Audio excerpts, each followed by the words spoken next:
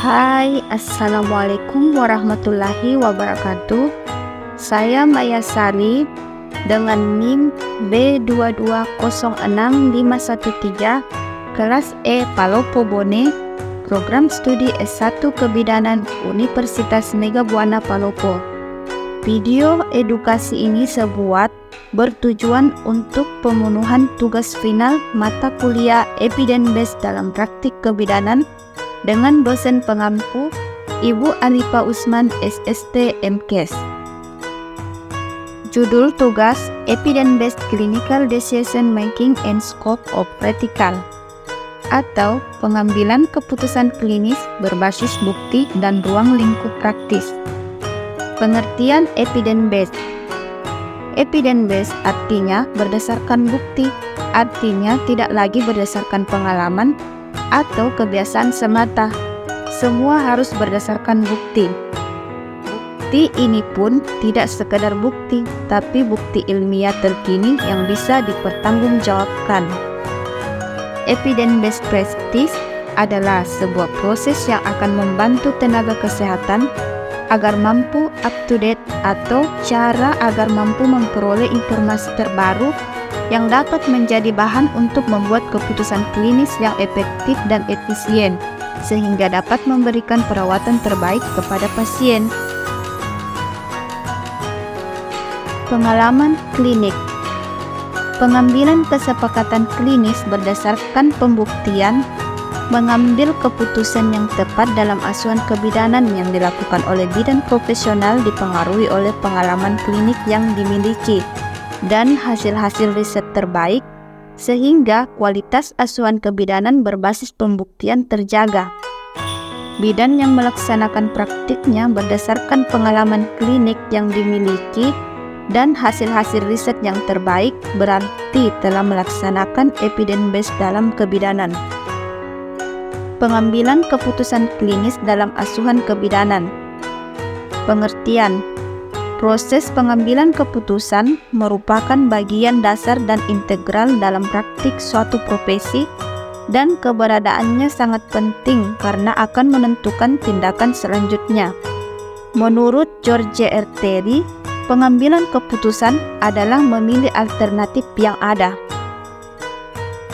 Hal pokok dalam pengambilan keputusan. 1. Ada intuisi. Intuisi ini berdasarkan perasaan, lebih subjektif dan terpengaruh. Kemudian kedua, pengalaman.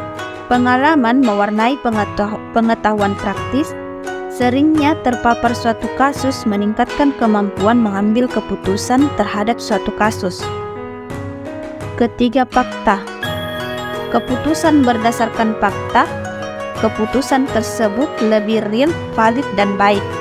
Keempat, ada wewenang, lebih bersifat rutinitas. Kelima, rasional. Keputusan bersifat objektif, transparan, dan konsisten. Bentuk pengambilan keputusan. 1. Strategi. Dipengaruhi oleh kebijakan organisasi atau pemimpin dalam hal rencana dan masa depan. Kedua, ada cara kerja yang dipengaruhi pelayanan kebidanan di dunia klinik dan komunitas. Ketiga, individu dan profesi, dilakukan oleh bidan yang dipengaruhi oleh standar praktik kebidanan. Ada faktor-faktor yang mempengaruhi pengambilan keputusan. 1. Faktor fisik, didasarkan pada rasa yang dialami oleh tubuh seperti rasa sakit dan ketidaknyamanan. Kedua, faktor emosional, didasarkan pada perasaan atau sikap. Ketiga, faktor rasional, didasarkan pada pengetahuan. Keempat, praktik, didasarkan pada keterampilan individual dan kemampuan dalam melakukannya. Kelima, interpersonal, didasarkan pada pengaruh jaringan sosial yang ada. Keenam, struktural, didasarkan pada lingkup sosial, ekonomi, dan politik. Langkah-langkah dalam pengambilan keputusan klinis. 1. Penilaian, yaitu menggali, menilai, dan mengenali permasalahan yang dihadapi oleh pasien. Kedua, ada diagnosis.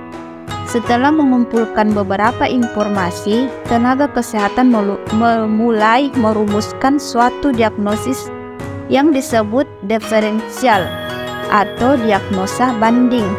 Diagnosa diferensial ini merupakan kemungkinan-kemungkinan diagnosa yang akan ditetapkan. Ketiga, langkah perencanaan. Setelah memutuskan diagnosa kerja, maka tenaga kesehatan akan memilih perencanaan pengobatan atau asuhan. Dalam perencanaan ini bisa ditemukan beberapa pilihan yang perlu dipertimbangkan risiko dan keuntungannya. Keempat, langkah intervensi. Langkah berikutnya dalam pengambilan keputusan klinis. Setelah merencanakan, pilihan tindakan yang akan dilakukan adalah melaksanakan pengobatan atau asuhan yang telah ditentukan. Dan terakhir, evaluasi. Dalam langkah evaluasi pengambilan keputusan klinis, rencana tindakan atau pengobatan yang dipilih untuk diagnosisnya harus dievaluasi untuk mengetahui apakah sudah efektif atau tidak. Ruang lingkup praktik dalam kebidanan. Pengertian ruang lingkup praktik kebidanan adalah batasan dari kewenangan bidan dalam menjalankan praktikan yang berkaitan dengan upaya pelayanan kebidanan dan jenis pelayanan kebidanan.